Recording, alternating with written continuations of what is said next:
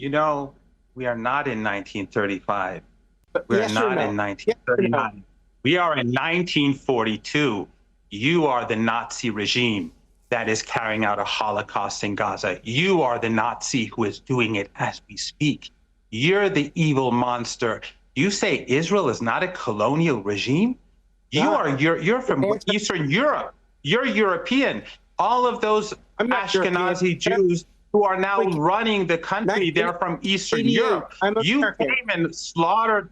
I'm talking. I didn't interrupt you as you were ranting. The easiest way to break a high-profile lawyer on live television is to throw direct reality right in their face.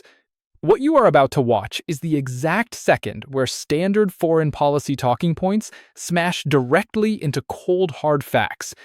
A veteran legal defender tried to use historical comparisons to justify another endless military buildup in the Middle East.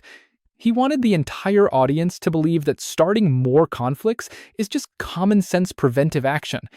But instead of backing down, Professor Mohammad Marandi completely flips the table on him. He does not rely on polite diplomatic speeches. He brings up the ground reality of civilian suffering, past military failures, and the exact double standards that cable news anchors love to ignore. Watch how Alan Dershowitz loses control of the conversation when their clean narrative gets dismantled by someone who refuses to follow their script. This is what happens when someone stops playing by the rules of mainstream political talk shows and brings raw, unfiltered arguments to the screen. This is Trent Williams, where we challenge elite narratives and expose the establishment. Let's get into it.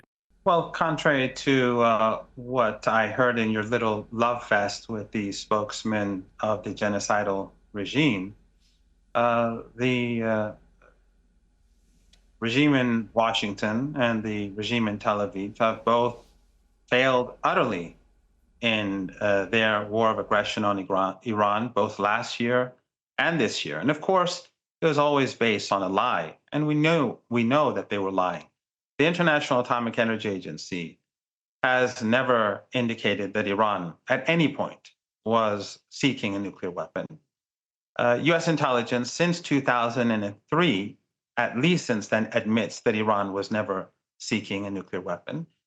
Tulsi Gabbard just last year, under oath, said Iran was not seeking a nuclear weapon.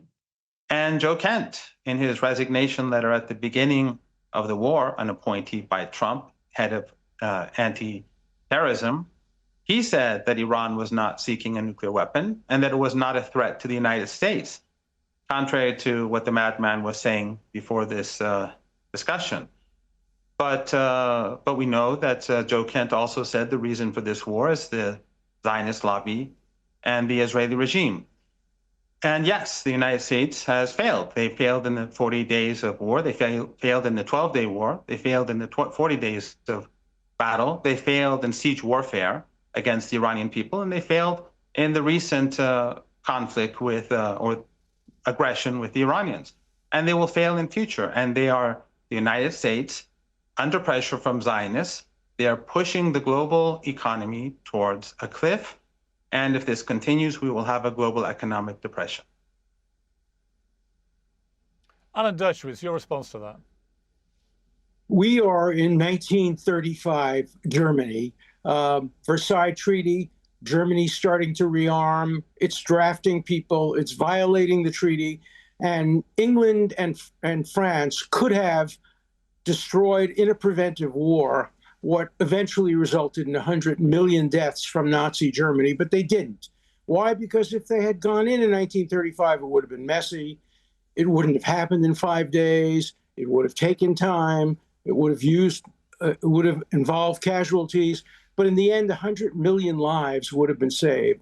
And that's where we are today. Look, Iran is trying to develop a nuclear weapon. Forget about what he or anybody else says. Every sane, rational person has to assume that Iran would develop a nuclear weapon if it could, and as President Trump has said, would probably use it, maybe not from a bomb, but maybe by giving it to terrorist groups. And so what we have is a situation where the United States and Israel can help prevent a great, great catastrophe. And as your previous guest from Israel said, they've already done that. They've set back the nuclear program. We don't know whether it's months or years, but it's not imminent anymore. And so it has succeeded to that extent, but it's messy and it's very difficult and it's not going to have a clear resolution. But it's better than the alternative, because the alternative would have been Iran developing a nuclear weapon and having the world beholden to it because it has a nuclear weapon. We made a mistake in North Korea. We allowed them to develop nuclear weapons. The other countries that have nuclear weapons aren't going to use them. But Iran has a policy of being able to use every weapon it can to destroy the great Satan, the United States, and the small Satan, Israel.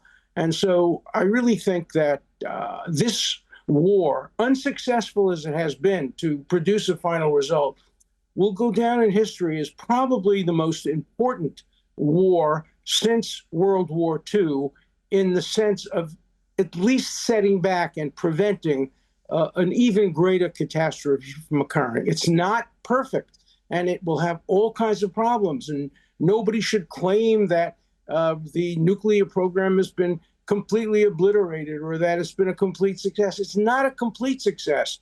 It's just a lot better than the alternative. But is it a remote success, Alan? Because last time I checked, the Iranian regime still has all its enriched uranium. They've given no indication that they're prepared to surrender any of that.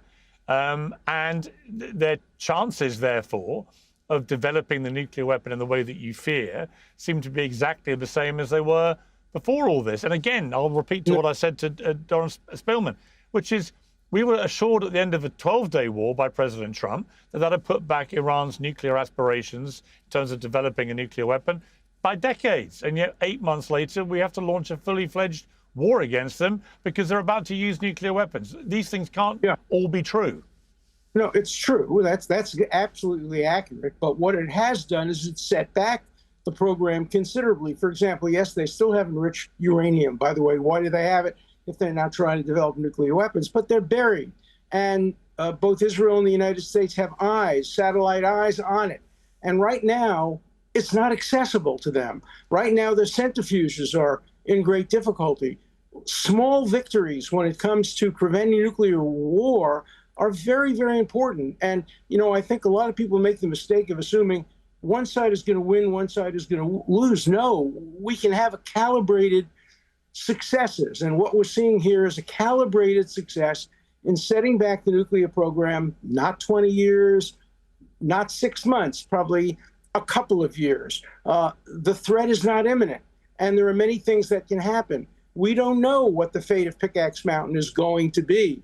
It too may be subject to attack because of its ability to produce perhaps nuclear weapons. This is an ongoing battle. It will not end in 5 weeks. It will not end in 5 years. The goal is to make sure that Iran never, ever, ever, under any circumstances, develops nuclear weapons. And my opponent on the other side doesn't seem to have a problem with that. He doesn't think Iran ever wants to develop nuclear weapons. So why don't you come to the table, make a deal that will make it absolutely impossible to do what you say Iran wants to do, and that is not develop a nuclear weapon. We can have peace if you come to the table and present the United States and the world with an airtight, not the old plan, but an airtight plan to do what you say you want to do. That is, prevent Iran from developing nuclear weapons. So here we can be on the same page here, and we can avoid further war. Just come to the table and do that. Just assure the world that your promise, which is hollow, obviously, speaking on behalf of the Iranian regime, that you don't want to develop nuclear weapons, that your promise can actually be made certain on the ground. Then we can have peace.